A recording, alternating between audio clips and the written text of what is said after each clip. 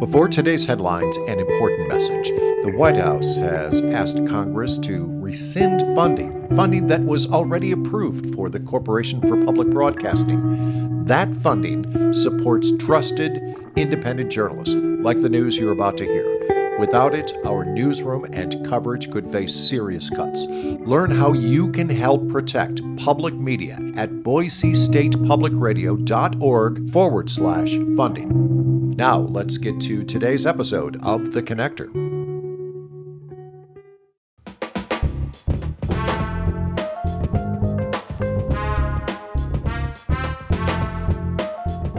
From Boise State Public Radio, this is The Connector. It's Idaho's daily news. Good morning. I'm George Prentice.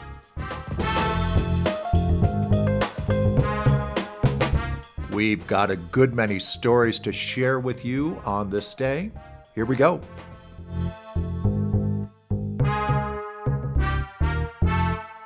Federal funding for victim services organizations has declined significantly over the past 6 years, and that has left local nonprofits struggling to support victims of abuse.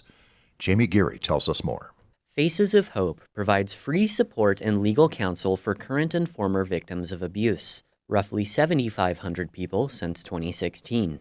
The nonprofit moved out of the Ada County Victim Services Center last year and has since established 2 new branches in Boise and Meridian. Since 2019, projected federal funding has decreased from $12 million per year to as little as under $5 million. So VOCA stands for Victims of Crime Act.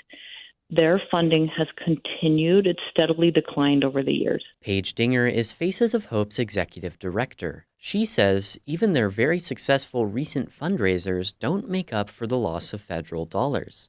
They've had to lay off employees, but are keeping both locations open. It's not an option for us to lock the doors and turn out the lights and leave.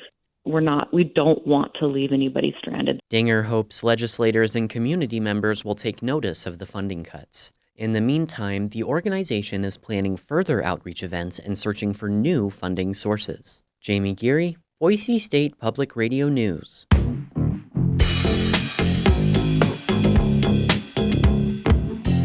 With tensions running high between Israel and Iran, we are reminded that there are a good many Idaho families of airmen stationed in the Middle East. It has been a few months since friends and families waved goodbye to just over 300 airmen from the 124th Fighter Wing of the Idaho Air National Guard. And that's when we heard from Command Chief Sergeant Lehigh Hartwell, who spoke to us about the stress of leaving loved ones back home.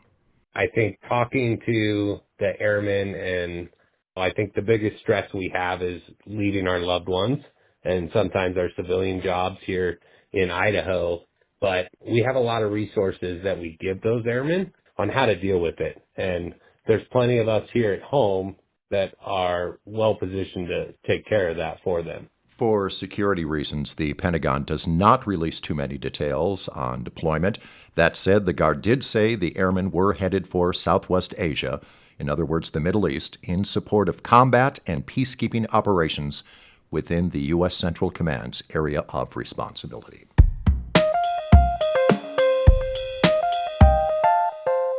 Utah Senator Mike Lee says he's still reworking his proposal to sell vast swaths of public lands. As Rachel Cohen reports, that's after a ruling from a top Senate official and rising opposition from Lee's fellow Republicans.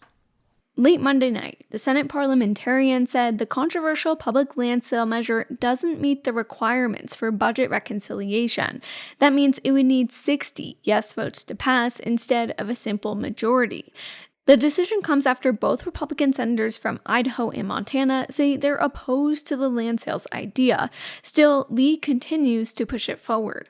He went on the Charlie Kirk Show Tuesday morning saying not all federal land is appropriate for conservation and recreation. There's no reason not to allow a process by which people can gain access to that and have a review done as to whether the land in question is appropriate for housing. But Lee wrote on X this week that he's scaling back the proposal to remove all Forest Service land and limit sale of Bureau of Land Management land to within 5 miles of population centers. For the Mountain West News Bureau, I'm Rachel Cohen. The National Fire Protection Association says 4-person firefighting crews should be the norm for safety and fast response. 2 Boise fire stations have 4-person engine teams, but the rest of the department's 15 stations will have to continue to wait. Troy Oppie reports. You could hear the disappointment in Boise City Council President Colin Nash's voice Tuesday. Council has worked very hard to try to find money this year for additional 4-person staffing for fire departments. We've looked and looked and looked. I am not finding the money this year. 4-person fire teams can speed up fire response, with a 2-person pair immediately able to enter a burning building instead of having to wait for backup.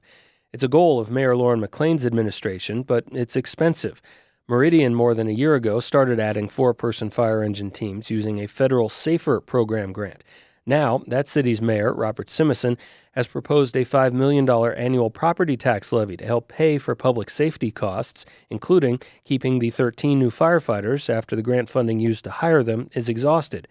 In Boise, Nash estimates adding 4-person staffing citywide would cost more than $15 million a year. That would be a 17% increase over the fire department's proposed $84 million budget, but Nash says they won't and can't do it all at once. There are going to be further opportunities to explore this in the form of perhaps an interim budget change. SAFER grants are an option for Boise, but there's no guarantee the program will continue in its current form under the Trump administration. Boise's budgeting process for the upcoming fiscal year continues with public hearings next month. Troy Oppie, Boise State Public Radio News. And that is today's episode of The Connector. I'm George Prentice. To stay in touch with the news, check out boisestatepublicradio.org or download the free Boise State Public Radio app. And thanks for listening.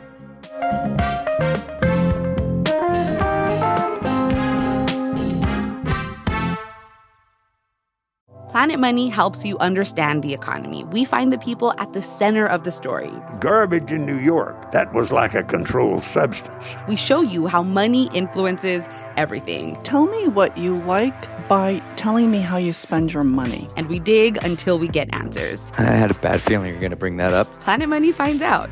All you have to do is listen. The Planet Money Podcast from NPR.